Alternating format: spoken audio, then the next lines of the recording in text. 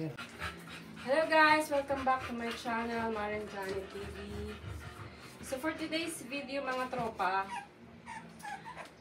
nanganak kasi ang ating bully. Mia! Come! Come! Nanganak kasi ang ating si Mia. American bully siya. Exotic American bully. So nanganak siya ng 8 puppies. Kaso, medyo hindi pinalad yung isa, namatay yung isa. So may natira na 7 puppies. Kuha mo nga. 7 puppies. Yan. Kasama ito. Ngayon, ang gagawin natin is mag-tube feeding tayo kasi hindi kaya ng gatas ni Mia. So, tulungan lang natin ng tube feeding. Ito yung mga gatas niya. Meron tayong Royal Canin na blue. Meron tayong Royal Canin na red. Protect siya. Ayan, yan ang ating mga gatas. Pero abag-abag lang yan, tulong lang yan para sa gatas ni Mia.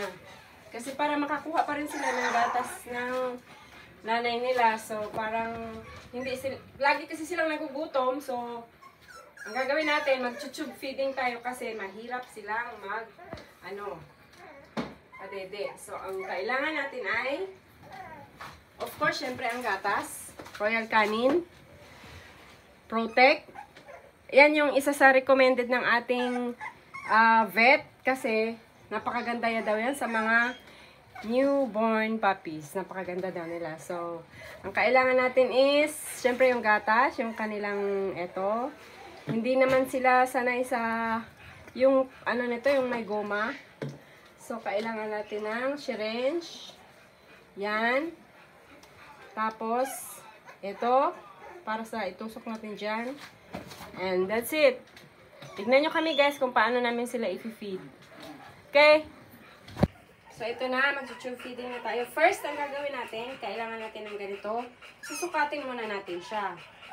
So sabi ng vet, mula dito sa pinakalas ng rib ng puppy, hanggang dito sa mouth niya, sa bibig. So yan. Kasi daw pagka kailangan dito sa last, kasi kung maiksi at kung saan-saan baka daw mapunta sa baga yung milk. So dapat dito sa pinaka last rib until dito sa bibig ng puppy. So yan. Eto ganito kahaba ang ipapasok natin sa kanyang bibig. Okay, let's start guys. Kunin natin ang gatas.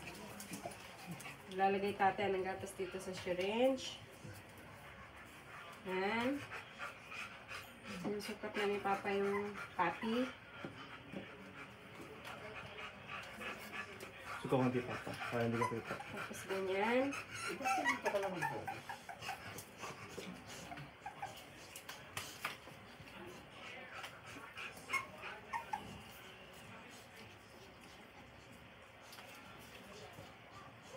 Diyan natin ipapasok sa kanyang bibig. Tapos kung ilan yung bilang, hanggang doon lang.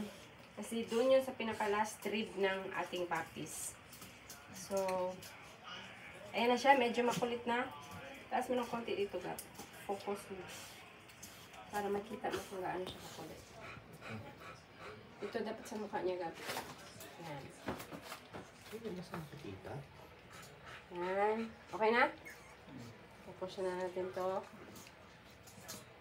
Ayan. Dahan-dahan lang. Dapat dahan-dahan lang para hindi mabigla ang kanyang tiyan. So, nagre-resist siya o nagkulit. Ayan. Kasi malalaki na eh. Magwa 1 month na pala sila bukas. Ang ating exotic bullies na puppies. Ayan. Malapit na. Dahan-dahan lang. And that's it. Tapos na. Ayan. Igutin mo lang. Tapos, ipapa-burp mo siya. Ito lang pang-ramaran. I-burp mo siya. Kailangan maka-burp siya. Bago mo ibalik dun sa kanilang cage, kailangan maka-burp siya para hindi magsusuka.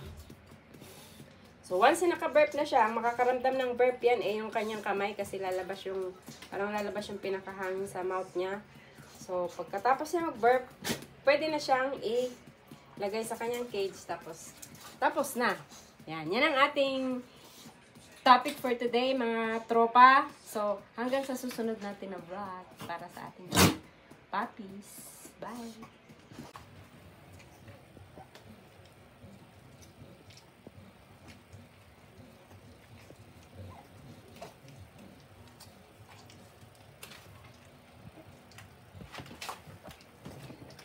Pero, hindi lang. Tinitignan ko yung number eh. Baby! Relax, baby! Sus, ginoo ko. Yan, araw-araw sila Yan, mag-resist ng ganyan.